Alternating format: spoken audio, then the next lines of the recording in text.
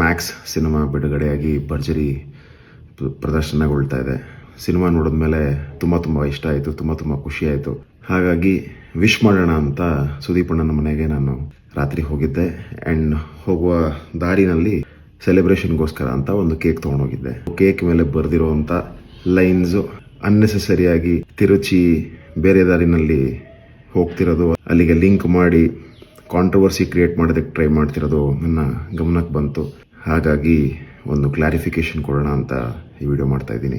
So ಆ cake ಮೇಲೆ ಬರೆದಂಥ ಲೈನ್ ಇದ್ದಿದ್ದು, ಬಾಸಿಸಮ್ ಕಾಲ ಮುಗೀತು, ಮ್ಯಾಕ್ಸಿಮಮ್ ಮಾಸ್ ಕಾಲ ಶುರುವಾಯಿತು ಅಂತ. ಇಲ್ಲಿ ಯಾವ ನಟನಿಗೂ ಕೂಡ ಇದನ್ನು ಹೋಲಿಕೆ ಮಾಡಿ ಬರೆದಿದ್ದಂಥದ್ದಲ್ಲ. ಮ್ಯಾಕ್ಸ್ ಚಿತ್ರದಲ್ಲೇ ಬರುವಂಥ ಒಂದು ಸಾಂಗು, ಮ್ಯಾಕ್ಸೇ ಮ್ಯಾಕ್ಸಿಮಮ್ ಮಾಸ್, ಮಾಸಲ್ಲಿ ಮಾಸಿಗೆ ಬಾಸ್.